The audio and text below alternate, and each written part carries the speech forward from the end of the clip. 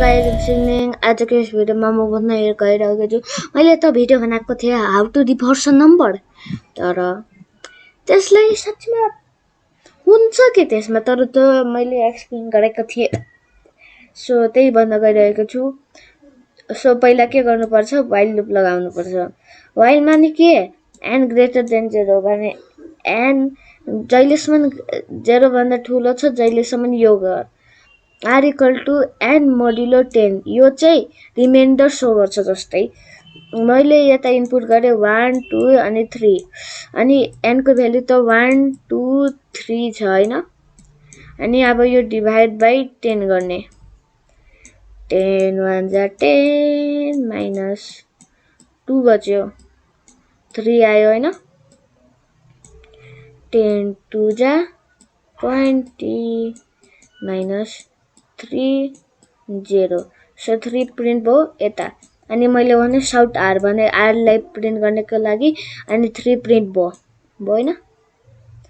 त्यसपछि अब n यो थोरै क्यापिटल भयो है अनि n equal to n divide by 10 अब n त 12 छ अनि 10 डिभाइड बाइ 12 1 आयो 10 माइनस 0 2 2 यता छ 2 तर लेख्ने हैन अहिले के नि बाँचेन साउट नि बाँचेन के नि गर्ने हैन फेरि त्यो चाहिँ यता गयो अब r इक्वल टु n अब r को भ्यालु भयो 1 अब 10 डिभाइड बाइ 1 एकछिन 3 प्रिन्ट भयो अनि n डिभाइड बाइ 10 सो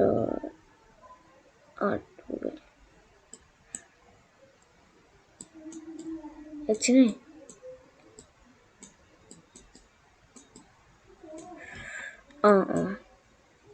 यही त्यसपछि 10 डिभाइड बाइ 1 0 पोइन्ट हाल्नु पर्यो 0 आयो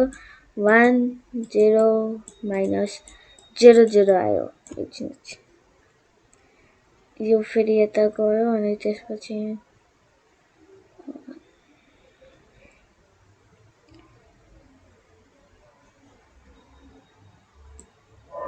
अहिलेसम्म नि यो चाहिँ 1 2 3 नै छ अब यसको एन्सर 12 आयो अनि सरी है थोरै मिस्टेक हो त्यसपछि 10 डिभाइड बाइ 12 गर्ने अहिलेसम्म त भएको छैन के नि यो मैले रिमाइन्डर निकाल्नको लागि भनेको थिएँ कोसेन्ट हैन अहिलेसम्म कोसेन्ट निकालेको छैन अनि 10 डिभाइड बाइ 12 1 10 माइनस यो आयो 2 एन्सर आयो अब के गर्ने 2 यसलाई प्रिन्ट गर्ने 2 नि आयो अब n divide by 10 last 10 divide by 1 त मैले गरिसके तर यस्तो हैन साच्चै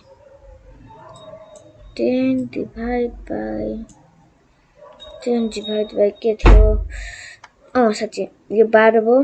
यसको रिमाइन्डर मात्र प्रिन्ट गर्नको लागि भनेको थिएँ सो यो रिमाइन्डर नि आयो 2 सो यो अब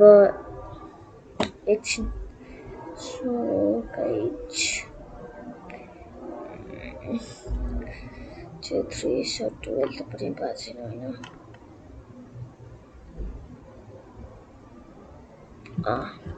त्यसपछि मात्र 2 नै प्रिन्ट भएको छ अनि त्यसपछि यो चाहिँ कता गयो थियो 2 अनि त्यसपछि यता गयो हैन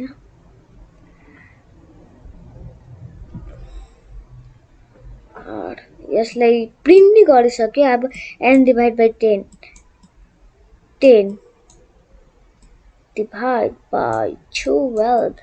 अगेन 12 किनकि यो चाहिँ हेर्नु 12 अहिलेसम्म मात्र म रिमाइन्डर भनिरहेको थिएँ त्यो चाहिँ भनिरहेको थिएन ल त्यसपछि 1 10 माइनस 2 0 अहिले अब यो 1 प्रिन्ट भयो अनि 10 डिभाइड बाइ 1 अब 0 पोइन्ट यता हाल्ने हैन 0 हाल्ने हो 0 माइनस 1 प्रिन्ट अब साउट r 1 गर्ने हो